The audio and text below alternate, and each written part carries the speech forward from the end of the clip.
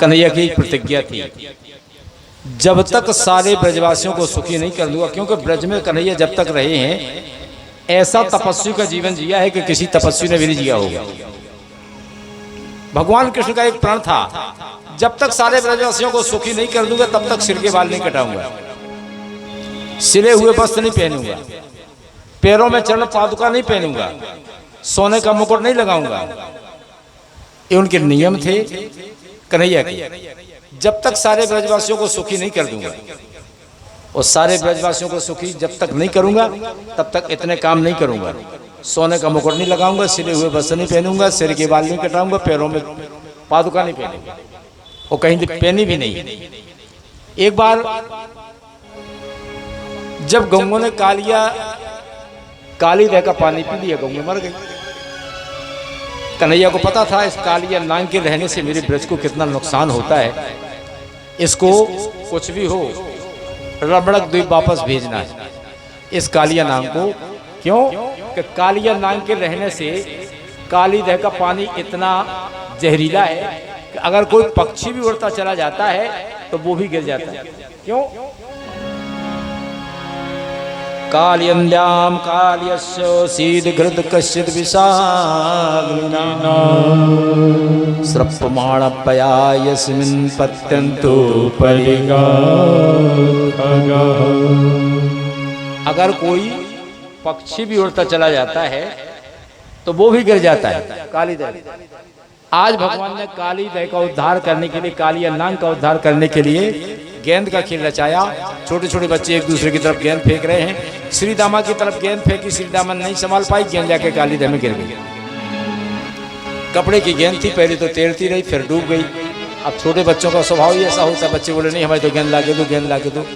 कन्हैया बोले भैया दूसरी बना देंगे, बोले नहीं हमें तो भाई गेंद दो।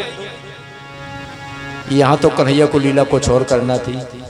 उस लीला में कन्हैया बलदाऊ को साथ नहीं ले गए, क्योंकि बलदाऊ शेष की अवतार है। कन्हैया ने सोचा हमें नाग के लिए रमणक द्वीप वापस भेजना है, अगर बलदाऊ को हम ले जाएंगे तो बलदाऊ उसकी सहायता ही तो करेंगे, नहीं ले गए साथ में। आज जब वही गेंद लाके देता हूं, पीछे हटे, एक कदम के वृक्ष पर चढ़कर कन्हैया ऐसे कूदे काली दह में। अब तो ग्वाल वालों में हाहाकार मच गया। क्यों? कूदे जमुना में कान्हा किसी की न मानी, गई डोल जमुना डोल पानी, विष से रहा खोला पानी, विष से रहा खोला पानी, विष से रहा खोला पानी। कूदे जमुना में कान्हा किसी की न मानी, गई डोल जमुना अरे डोल पानी, उससे रहा खोला पानी, उससे रहा खोला पानी, उससे रहा खोला पानी।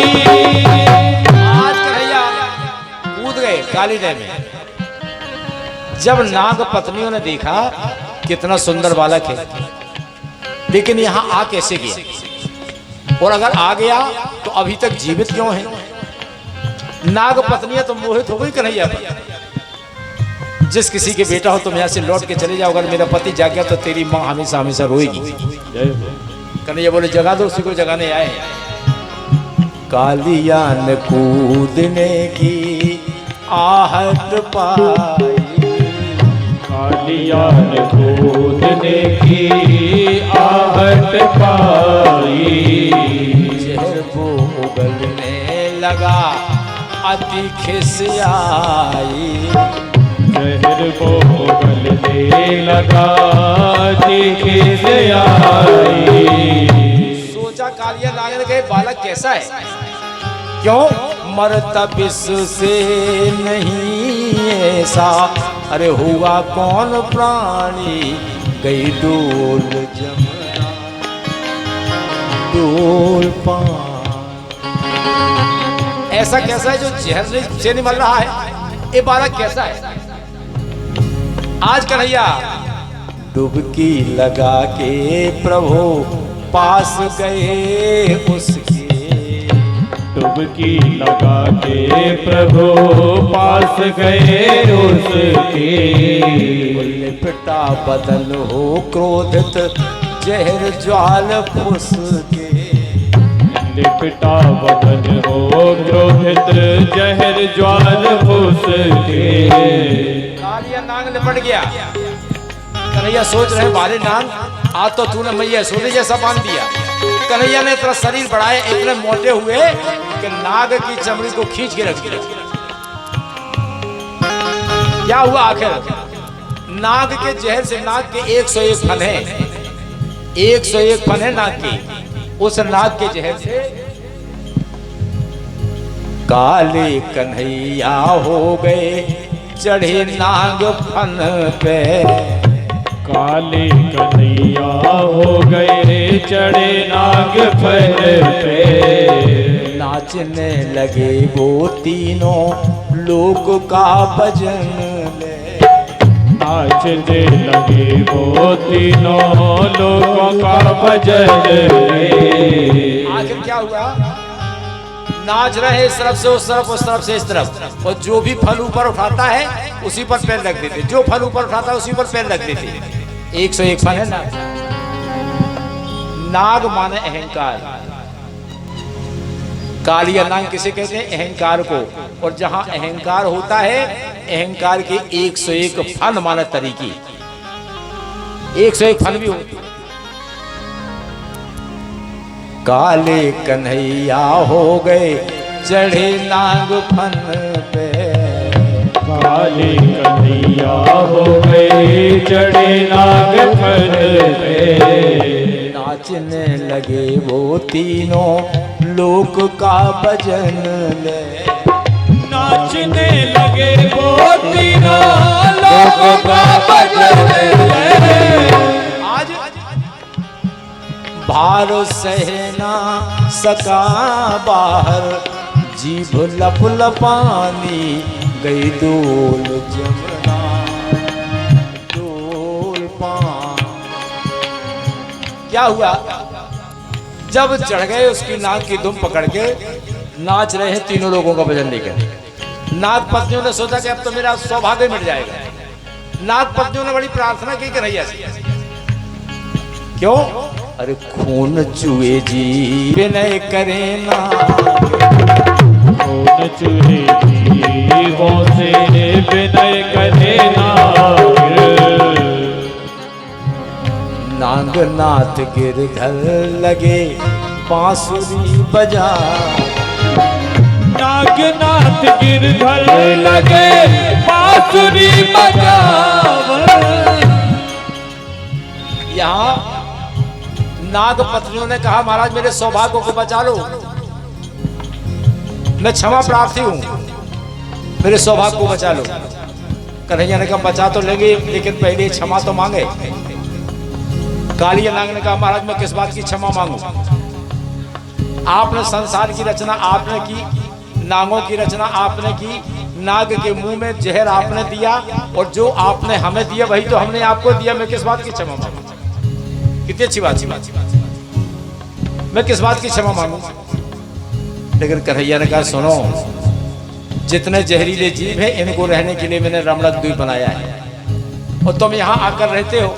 यहाँ आकर रहने से तुम्हें पता है मेरे ब्रज को कितना नुकसान है, मेरे ब्रज को कितना नुकसान है। तुम यहाँ आकर रहते हो, है तुम्हारे रहने से हमारे यहाँ, भाई एक बार क्या हुआ ना, 100 भर ऋषि का साफ था कि गरुड़ जी यहाँ आ नहीं सकते, और वहां गरुड़ ने नागों का नंबर लगा दिया। कालिया नाग के गुरु है नारद जी, नारद जी ने स्थान बता दिया था कि तुम वहां जाके चले जाओ, वहां रह सकते हो अच्छी तरह से, वहां गरुड़ जी आ नहीं सकते हैं। इसलिए तभी वहां से टीकमगढ़ से अशोक आओ आओ बेटा आओ, तब से वहां कालिया नांग रह रहा था। कालिया नांग ने कहा मेरी क्या, मैं किस बात की क्षमा मांगू। आज नागनाथ गिरधर लगे बांसुरी बजावन, नागनाथ गिरधर लगे बांसुरी बजावन।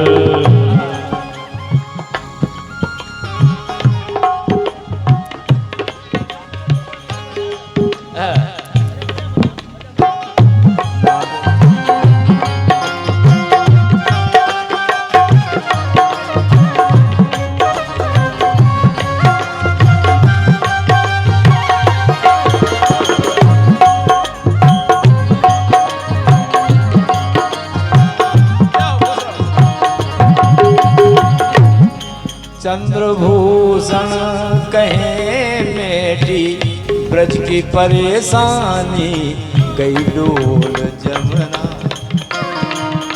डोल जमुना डोल पानी विष से रहा खोला,